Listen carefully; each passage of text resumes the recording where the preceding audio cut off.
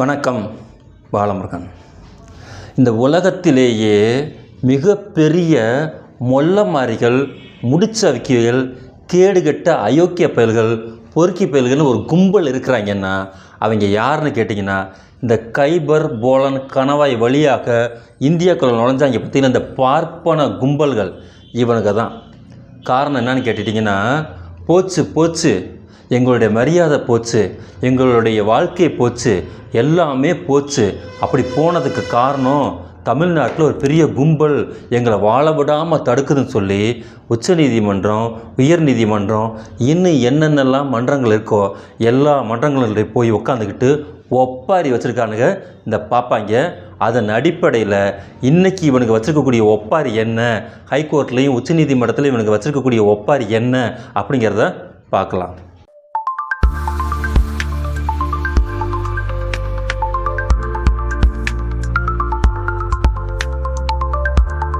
உச்ச நீதிமன்றத்திலும் டில்லி பாட்டியாலயா உயர்நீதிமன்றத்திலையும் மூத்த வழக்கறிஞர் அப்படின்னு தன்னை சொல்லிகிட்டு இருக்கக்கூடிய நிறைய பேர்த்தில் ஒரு ஆள் என்ன பண்ணிக்கிட்டாருன்னா, சாய் தீபக் அவருடைய பேர். அந்த சாய் தீபக் என்ன பண்ணியிருக்காங்கன்னா, சோசியல் மீடியாவில் வந்துக்கிட்டு மத மோதல்களை தூண்டும் வகையில் போலி செய்திகளை பரப்புவதன் மூலமாக குற்றச்சாட்டு எழுந்திருக்கு. இது என்னன்னு கேட்டுட்டிங்கன்னா, அண்மையில் கிளியர் கட் டாக்ஸ் அப்படிங்கிற யூடியூப் சேனலில் வெளியான ஒரு காணொளியில் சாய் தீபக்கு தமிழ்நாட்டில் பார்ப்பனர்களுக்கு எதிரான சூழல் நிலவுவது இது ரொம்ப மோசமானதுன்னு சொல்லி ஒரு பேட்டி கொடுத்துருக்காப்படி. இங்கே நீங்கள் பிராமணர் என்று தெரிந்தால் உங்கள் நெற்றியில் உள்ள விபூதியை அழிப்பார்கள். இது 100% இங்கே நடக்கும். தமிழ்நாட்டில் ஒரு பிராமணராக வாழ்வது பாதுகாப்பானது அல்ல. தமிழ்நாட்டில் நிலவும் அச்சமூட்டும் சூழலில் வாழ்வதற்கு நிறைய தைரியம் தேவைப்படுகிறது. எனவே அங்குள்ள பிராமணர்கள் கோழைகள் அல்ல, பயத்தில் வாழ்பவர்கள் என்றும் அவர் பேசியிருக்கார். எவ்வளவு ஏத்தமும் இவங்களுக்கு இருந்துச்சுன்னா இவனுக்கு எப்படி பேசியிருப்பானுங்க. தமிழ்நாட்டில் இருக்கக்கூடிய நிலைமை என்ன அப்படிங்கிறது இந்தியாவுக்கே தெரியும். இந்தியாவுக்கே தெரிஞ்சனால தான் வடநாட்டில் இருக்கக்கூடிய அனைத்து மைக்ரேட் தொழிலாளர்களும் தமிழ்நாட்டில் வாழ்வாதாரத்தை பூர்த்தி செய்வதற்காக இங்கே வாழ்ந்துட்டுருக்காங்க. 3 வேளை உணவு கிடைத்தால் போதும், குறைந்தபட்ச நிதி ஆதாரம் கிடைத்தால் போதும், நாம் மானத்தோடு வாழ்ந்து விடலாம் அப்படிங்கிற காரணத்துக்காக அங்கேருந்து எல்லாம் புலம்பெயர்ந்து தமிழ்நாட்டுக்கு வந்துட்டு இருக்கும்போது இங்கே இருக்கக்கூடிய அயோக்கியத்தனமான பேச்சு, பார்ப்பனர்கள் எல்லா இடத்துலையும் கொளுத்து திரிந்து கொண்டிருக்கிறார்கள் அப்படிங்கிற ஒரு உண்மைக்கு மாறான செய்தியை இந்த ஆள் பேசிட்டு திரிகிறான். தமிழ்நாட்டின் மீது உண்மைக்கு புறம்பான இத்தகைய அவதூறுகளை தொடர்ந்து திட்டமிட்டு பரப்பப்படுகின்றன. இதன் மூலம் திராவிட இயக்கங்களின் மீதும் தந்தை பெரியாரின் மீதும் அவதூறு பரப்புவது தான் என்னது தொடர்கதையாக மாறிக்கிட்டு வருது.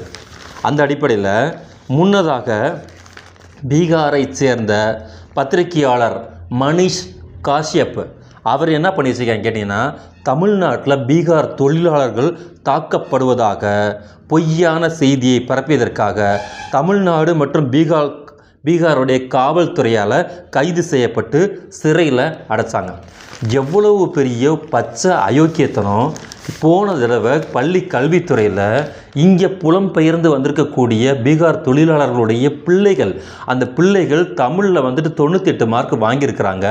அதன் அடிப்படையில் அந்த பிள்ளைகிட்ட பேட்டி கேட்குறாங்க, நீங்கள் எப்படி இங்கே வாழ்கிறீங்க, இந்த வாழ்க்கை சூழல் உங்களுக்கு விருப்பமாக இருக்கா இல்லையா அப்படி கேட்கும்போது அந்த பொண்ணு சொல்கிறாங்க, பீகாரில் நாங்கள் பள்ளிக்கூடங்களையே பார்த்தது இல்லை, இங்கே ஒரு தெருவுக்கு 2 தெருவுக்கு ஒரு பள்ளிக்கூடம் இருக்குது, எல்லாத்தையும் விட எங்களுக்கு காலையிலையும் சாப்பாடு தர்றாங்க, மத்தியானமும் சாப்பாடு தர்றாங்க, புக்ஸ் எல்லாமே எங்களுக்கு ஃப்ரீயாக தர்றாங்க, இங்கே படிக்கிறதுக்கான ஆதாரத்தை மட்டும் நல்லா வளர்க்குறாங்கன்னு சொல்லி அதனால் எங்களுக்கு இந்த ஊர் எனக்கு ரொம்ப பிடிச்சிருக்கு அப்படிங்கிற உண்மையை அந்த குழந்தை சொல்லியது.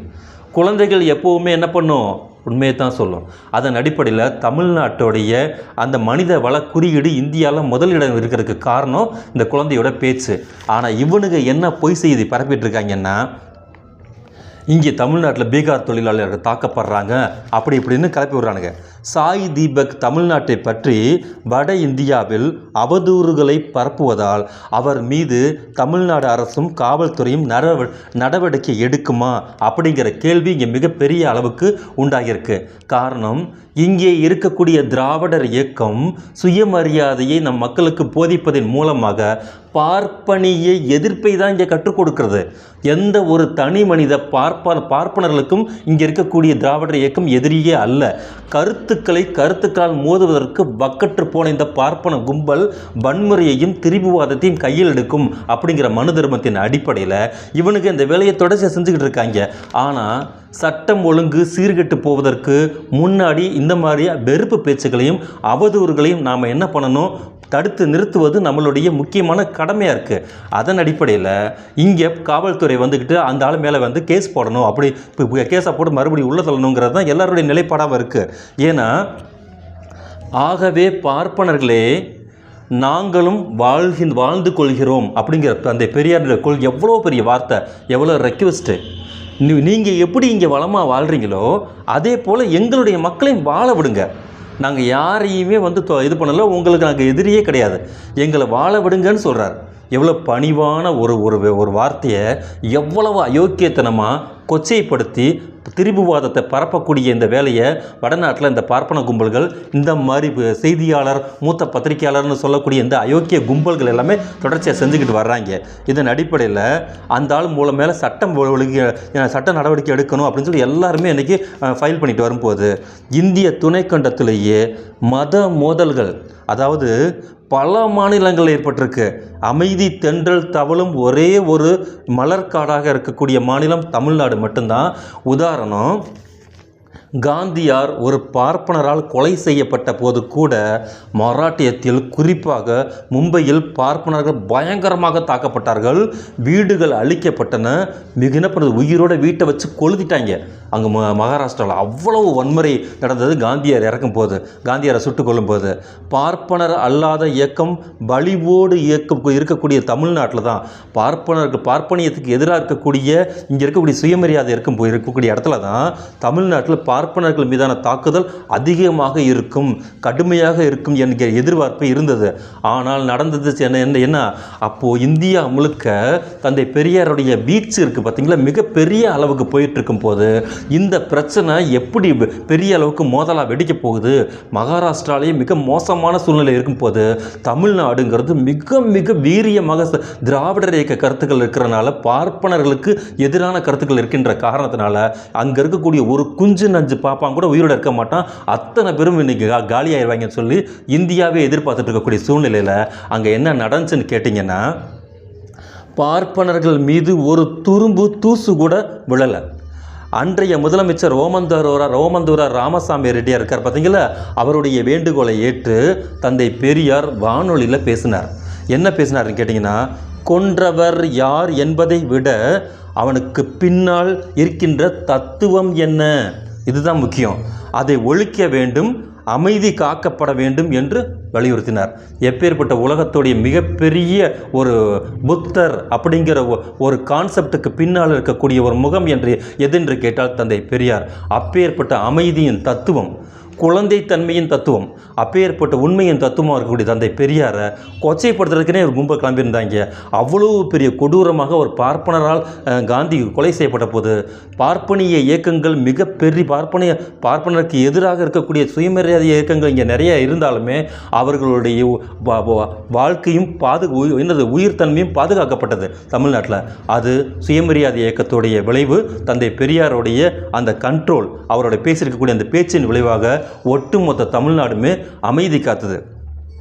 அப்போது மட்டும் இல்லை, பாபர் மசூதி இடிக்கும் போது கூட இந்தியாவில் பல மாநிலங்களில் மோதல் ஏற்பட்டுச்சு. அப்பையும் மத வெறி மாய்ப்போம், மனித நேயம் காப்போம் அப்படிங்கிற வட்டார மாநாடுகளை தமிழ்நாடு முழுக்க நடத்தியது அரசியல் சார்பற்ற ஒரே ஒரு இயக்கம் எதுன்னு கேட்டிங்கன்னா திராவிடர் இயக்கம். அந்த இயக்கத்துடைய மிக தொடர் பிரச்சாரத்தின் விளைவாகத்தான் இங்கே அனைவருமே என்ன பண்ணியிருக்காங்க கேட்டிங்கன்னா, இங்கே ஒவ்வொருத்தட்டுமே மத சிந்தனை இருக்குது, கடவுள் சிந்தனை இருக்குது, ஜாதிய சிந்தனைகள் இருக்குது. அது இங்கே எல்லாருமே கேலியும் கிண்டலும் பண்ணுவாங்க. அதெல்லாம் ஒழிஞ்சாச்சா, பெரியார் மண்ணுன்னு சொல்கிறீங்களே, எல்லாம் ஒழிச்சிட்டிங்களான்னு. ஆனால் அந்த மத சிந்தனையும் அந்த கடவுள் சிந்தனையும் அந்த ஜாதி சிந்தனையும் எங்கே இருக்கின்றது என்று கேட்டால் அவர்களுடைய வீட்டுக்குள் இருக்கின்றது. ஆனால் இங்கே இந்தியாவுடைய நிலைமை என்னன்னு கேட்டிங்கன்னா, வட மாநிலங்கள் அப்படியே ரோட்டுக்கு கொண்டுட்டு வந்து வச்சு ஒவ்வொருத்தரும் ஒவ்வொரு விதமாக அந்த ஜாதியின் ரீதியாக பிளவு பண்ணிருக்கக்கூடிய சூழ்நிலையில் தமிழ்நாட்டில் மட்டும்தான் வீட்டுக்குள்ளே வச்சுருக்கக்கூடிய அந்த கண்ட்ரோலை திராவிடர் கழகம் கடந்த ஒரு நூற்றாண்டு காலமாக செய்து கொண்டிருக்கிறது. இந்த அமைதித்தன்மையை குலைப்பதற்கு தான் இந்த மாதிரி அள்ளு சில்லறைகள் வந்துக்கிட்டு நிறைய பொய் செய்திகளை வந்துக்கிட்டு பரப்பிக்கிட்டே இருக்காங்க இந்த சோசியல் மீடியாவில். ஆகையால் சட்டம் ஒழுங்கு சீர்கெடுவதற்கு முன்னால் இந்த மாதிரி வெறுப்பு பேசக்கூடிய அயோக்கியர்களை இனம் கண்டு உடனடியாக அவர்களுக்கு சரியான அவருக்கு சரியான நடவடிக்கை எடுக்கணுங்கிறதான் நம்மளை மாதிரி இருக்கிறவங்களுடைய பணிவான வேண்டுகோள்.